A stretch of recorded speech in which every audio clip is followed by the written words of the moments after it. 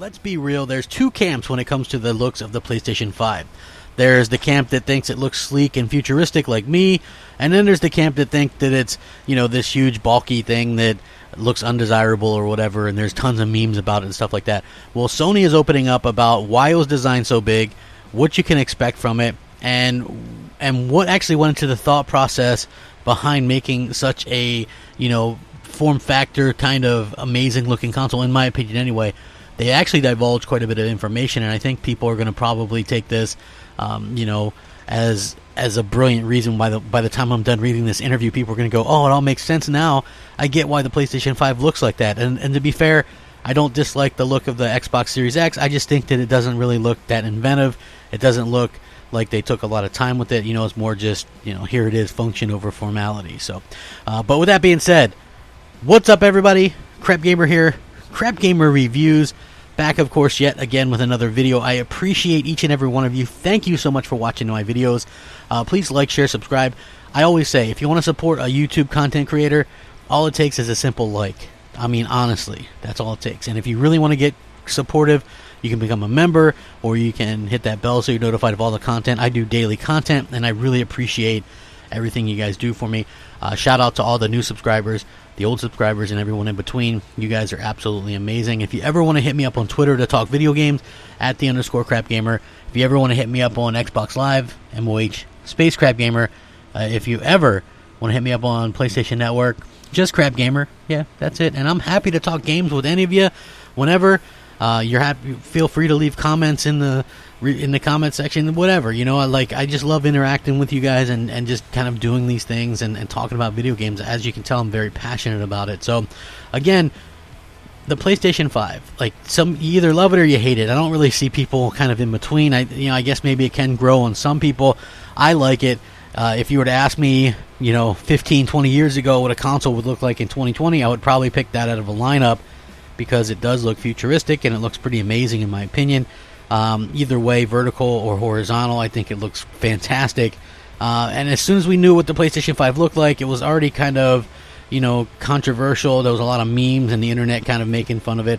We don't even really know its size. People were just trying to, you know, figure it out based on the USB drives or the disk drives or whatever. And so far, a lot of it kind of looks like really bad Photoshop, if you really want me. But now Sony's speaking out, and they're saying the PlayStation 5 size is for a very specific reason, for multiple reasons, one of them being ventilation, but that's not the only reason. They go into some other reasons as well. So this is what they had to say. Obviously, even though it's not as powerful as the Xbox Series X, the PlayStation 5 is a high-performance console that is designed to run games at a high frame rate and high resolutions. Now, doing all that causes the console to put off a lot of heat, which in turn requires a lot of ventilation. According to Matt McLaurin, Vice President of User Interface at Sony, who gave the explanation on LinkedIn, and I will link this in the description so you guys can check it out. As always, if you are new to my channel, any news information, I always link as a source in the description of the video. If it's something that's opinion, obviously I don't need a source for that since it's my own opinion.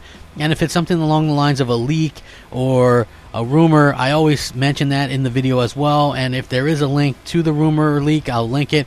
If not, or if it's because somebody told me, you know, they wanted to stay anonymous, then that's just a deal. You know, I tell people going in, take it with a grain of salt, because we don't know until this stuff is actually confirmed. So anyway, the exploration also fits in with how the generation of consoles is actually supposed to be designed to be more competitive with PCs, where ventilation and heat dispersal are also very important. So again, the fact that Sony is like, oh, well, we want to compete a little bit more with PC. I know a lot of people think that a ton of PlayStation games are coming to PC. I don't think they're coming day and date anytime soon. I think that Sony sees the value in their hardware still. Obviously, something like Horizon Zero Dawn sells over 10 million copies on PlayStation, and then 4 years later, you put it on PC, and it goes up to #1 on the Steam pre-order charts. I think that's fantastic. But again, I think that there would be backlash if they tried doing day and date with stuff. I just don't think the PlayStation Nation is ready for that yet. You know what I mean? And so I think that Sony will have to make do like this. And again, I think sometimes that those Steam numbers and stuff like that can be a little bit misleading. And what I mean by that is, you look at Sea of Thieves from Rare and Xbox on Steam, it's like sold 450,000 units. That's, you know, okay, but let's say Horizon, and it was #1 or #2 on there. So let's say that Horizon Zero Dawn sells 500,000 units on Steam. I mean, that's not a great amount. You know, let's just be honest. Even if it sells 1 million compared to the console, that's not a great amount. Is it even worth the extra dev time and stuff like that? I don't know that it is. I think that it actually puts more strain on their developers to make a PC version, which is probably why their PC versions will continue to come later when they do them, because I don't think it makes sense to do every game, PC, on a PC as well. Like, I've been saying this to Xbox as well. Okay, some stuff, Halo, Sea of Thieves, make a ton of sense on PC, and then there's other stuff like Gears of War that makes no sense on PC. You know, I mean, what good was Quantum Break on PC or Crackdown on PC? Like, again, I'm not trying to hoard Crackdown 3 because we all know that was a piece of trash. But, you know, I think that putting their games on PC at the same time has caused some significant delays with stuff. And, you know, there's been issues all around with a lot of this stuff. So hopefully it's not like that with PlayStation in the future as well. I just think that Sony sees that, wants to see what the potential is there, but is it worth it or not? I don't think that that's going to sell 10 million copies on PC, so we'll have to see how it works out. So it does explain the PlayStation 5 size and the design. The feature of the console is the large black box in the center, kept in by 2 white pieces, and some criticize the design. It's likely that this is there for the ventilation, mostly, you know what I mean, considering the huge variety of games also that Sony will be getting going. They showcased a ton of stuff like Horizon Forbidden West, Ratchet and Clank, Demon Souls remake, and there's a lot more obviously coming. They've apparently held some stuff back to counteract what Microsoft is doing down the line in their July event. But again, like, the reason why is them really kind of paying attention to what fans were requesting, because I'll be honest, if you play The Last of Us 2 on your PS4 Pro or your PS4, you're probably getting a lot of noise coming out of that, and the main reason for that is, it's old hardware. So old hardware is going to kind of act up at times, and I do feel like, these old consoles are just bound to do that and prone to do that. So hopefully it looks like, we're going to be seeing sort of a good console that's maybe not as big as what a lot of these memes and stuff are kind of suggesting. So I really do think that Sony really did a great job. I feel like their design is much more console-like and much more streamlined than what Microsoft's is, but I understand why people would go, oh, well, I like the Microsoft. For me, I like to lay mine vertically in my entertainment center, and I just feel like laying the Xbox Series X on its side like that is not aesthetically pleasing, where the Sony console you can put either way, and I think it's going to look perfectly fine like a game console. Microsoft is basically like this brick, and again, I don't hate the brick look.